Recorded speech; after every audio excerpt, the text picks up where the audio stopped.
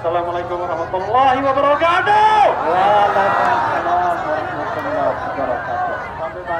Tambah banyak ya. Bismillahirrahmanirrahim. Wassalatu wassalamu ala asrofil anbiya wal mursalin wa ala alihi washabbihi ajma'in. Amma ba'du. Para ulama dan habaib yang saya hormati, ada Habib Muhammad, ada Kiai Haji Sobri Lubis dan kawan-kawan semua, ibu-ibu dan bapak sekalian yang tidak bisa saya sebutkan satu-satu. Ada aktivis Marwan Batubara juga, ada ketua tim hukum nasional Ari Yusuf Amir, ada ketua Timnas Habib, kapten Timnas Habib Alaidrus dan lain sebagainya, Saudi Alaidrus. Ibu-ibu dan bapak sekalian, hari ini tim hukum nasional sudah menyampaikan kesimpulan dan tambahan bukti yang makin menguatkan bahwa insya Allah permohonan kita dikabulkan. Amin. Amin. Jadi yang saya dengar adalah dari sisi hukum insya Allah kita kuat, kita menang. Tetapi bagaimanapun kita membutuhkan penguatan terhadap hakim-hakim Mahkamah Konstitusi. Karena hakim-hakim tersebut konon katanya takut. Takut apa? Takut akan intervensi kekuasaan. Allah. Jadi tadi saya ditanya wartawan, kenapa ada demo di depan patung ini? Kita maunya demo di depan Mahkamah Konstitusi, tetapi sejak zaman Presiden Now, demo di depan istana dan Mahkamah Konstitusi dilarang. Walaupun sesungguhnya itu hak konstitusional kita, ya. Saya katakan ini adalah aspirasi publik, bukan bentuk tekanan terhadap Mahkamah Konstitusi. Ini adalah aspirasi publik. Kenapa saya katakan aspirasi publik? Karena MK butuh dikuatkan dan diyakinkan untuk terus berada di jalan yang baik dan lurus. MK sumber masalah dengan putusan 90 yang memungkinkan anak kecil menjadi wakil presiden, padahal belum cukup umur dan belum cukup dewasa. Nabi Muhammad saja yang dijuluki Al-Amin baru menjadi Rasul ketika usia 40 tahun. Ini masih kecil mau jadi wakil presiden, mau memimpin negeri sebesar ini.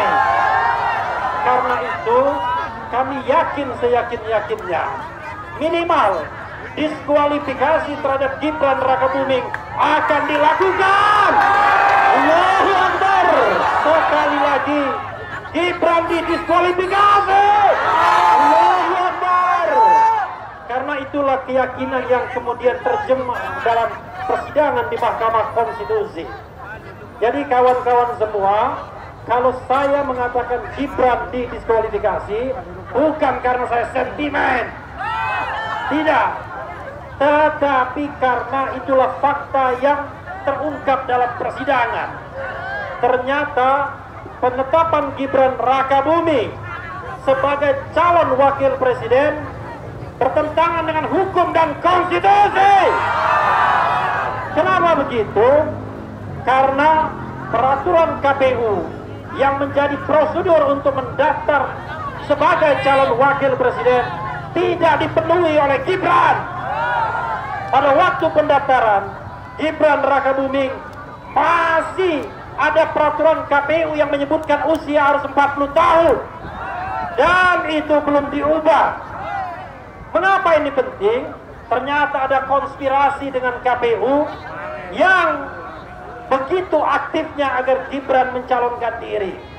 Bahkan KPU mencoba untuk mengundangkan peraturan KPU yang sudah mereka ubah sendiri tanpa prosedur dan tanpa berkonsultasi dengan DPR.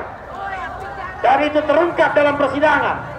Ada kong kali kong antara kubu Gibran dan kubu KPU untuk meloloskan Gibran sebagai calon wakil presiden. Karena itu setidak-tidaknya, sekurang-kurangnya, maka Gibran Rakabuming Raka harus didiskualifikasi. Tetapi kawan-kawan sekalian, itu baru permintaan yang minimalis. Permintaan kita yang lain adalah mungkin tidak. Kalau ada kecurangan, kawan Gibran pasangannya tidak terlibat. Nggak mungkin kan? Pasti terlibat juga. Jadi kalau ada pakar hukum yang mengatakan bahwa nanti Prabowo dilantik, Gibran didiskualifikasi, itu cara berpikir yang keblinger. Sekali lagi keblinger.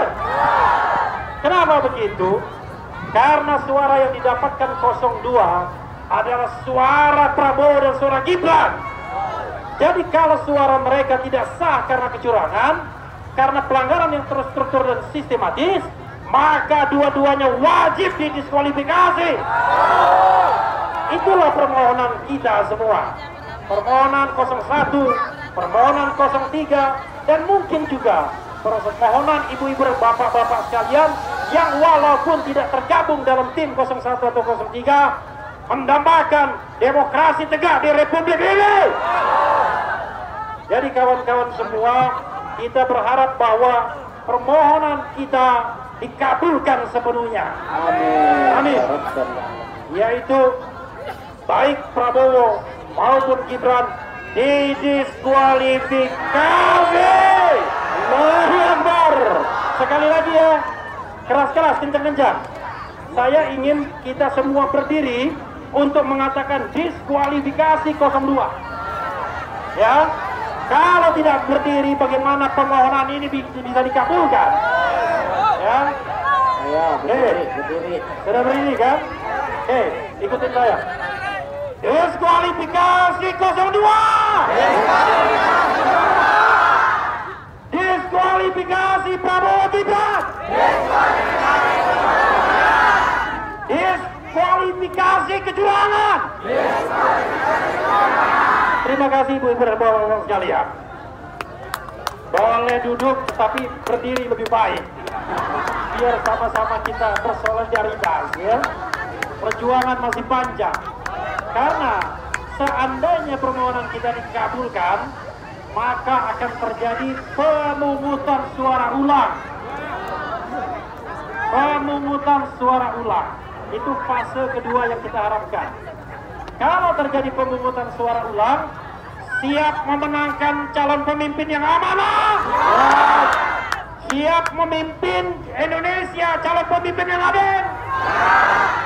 Jadi kita berharap bahwa nanti yang menang adalah pemimpin yang amanah, sidik, fatona, tabligh.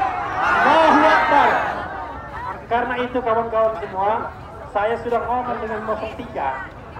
Kalau kita nanti diadu 01 dan 03 dan 02 insya Allah diskualifikasi, saya bilang kita jangan mengulangi lagi kecurangan. Kita harus berkompetisi secara fair. Jangan pakai bansos lagi. Jangan pakai kekuasaan istana lagi. Karena itulah yang merusak demokrasi kita. Kita mau berkompetisi secara bebas, fair, adil. Tapi istana cawe-cawe. Istana cawe-cawe. Jokowi cawe-cawe. Pemilu ini sudah tidak adil, saudara-saudara sekalian. Karena itu, nanti saatnya kalau ada pemungutan suara ulang, insya Allah kita harus menjadi pemenang tanpa kecurangan. Kita menang tanpa curang. Allahu Akbar. Allahu Akbar. Allahu Akbar. Allahu Akbar. Allahu Akbar. Allahu Akbar. Wassalamualaikum warahmatullahi wabarakatuh. Takbir. Kita kasih gelar kali ya, Babah Refli, pakai Babah, karena dulu ada Babeh, tapi sekarang ada Singit. Jadi Babah Refli mudah-mudahan istiqomah sama kita semua. Apa Babeh? Amin ya robbal Apa Babeh? alamin. Jadi kita ambil makalah imam besar umat Islam Al-Habib Muhammad Rizik Syihab, MK yang mengawali maka MK yang mengakhiri. Ayo semuanya, MK yang mengawali maka MK yang MK yang mengawali maka MK yang Dr. Bahar. Takbir, Allahu Akbar. Al-Quran iman kami, Al-Quran pedoman kami.